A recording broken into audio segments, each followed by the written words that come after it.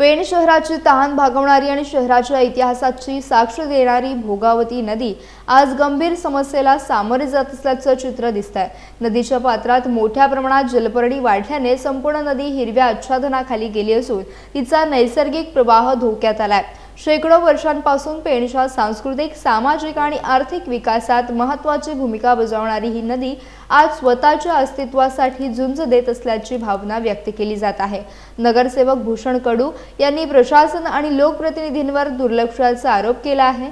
नदीच्या पात्रात जलपर्णीचे आक्रमण वाढल्याने प्रवाह मंदावला असून नदीचे स्वच्छ पाणी दिसेनासे झाले। तसेच नदीत पोहण्यासाठी जाणाऱ्या नागरिकांच्या सुरक्षिततेचा प्रश्न देखील निर्माण झालाय।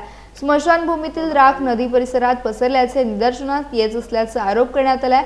भोगावती नदी ही पेणची जीवनवाहिनी मानली जाते, मात्र तिची सद्यस्थिती अत्यंत चिंताजनक बनली असून प्रशासनाने तातडीने जलपर्णी हटवून नदीचे संवर्धन करावे अशी मागणी भूषण कडू यांनी केली आहे। नदीचा गुदमरलेला श्वास मोकळा करून तिचे अस्तित्व आणि पर्यावरणीय संतुलन जपण्यासाठी त्वरित उपाययोजना करण्याची गरज व्यक्त होतीये। ड्रेनेजचं पाणी प्रॉब्लेम म्हणजे पाण्याला वास मारतो पहिली गोष्ट म्हणजे, आणि लहान पोरं पण इथं पोहायला येतात, शिकायला येतात, त्यांना पण हा पाणी नाकातोंडात त्यांच्यात जास्त जातो, ती पोरं पण आजारी पडतात। चांगला स्पॉट आहे, पोहण्याचा स्पॉट आहे, पण तिथं ही अशी नगरपालिकेची लोक सहकार्य करतायत, त्यांना इथली काम करणारी त्यांना थोडा हेल्प करतात आणि इकडे राखाडी बाहेर पाठवतायत, 2-2 पोती भरून आणतायत आणि इथं चांगल्या जागी बसून ते सॉर्टिंग करतायत सोना मिळण्यासाठी।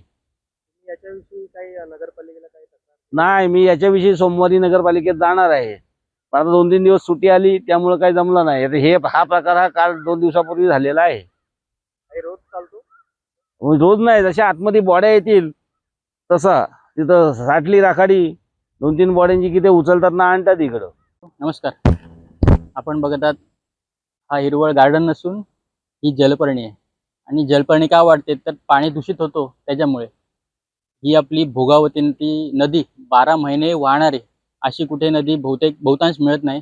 ही आपला एक चांगले आपले हे योग आहेत की बाबा आपल्याला ही 12 महिने वाहणारी नदी मिळालेली आहे, त्यामुळे पाण्याची सोय ही आपल्याकडे व्यवस्थितरित्या होऊ शकते, पण त्याचं नियोजन शून्य आहे आपल्याकडे।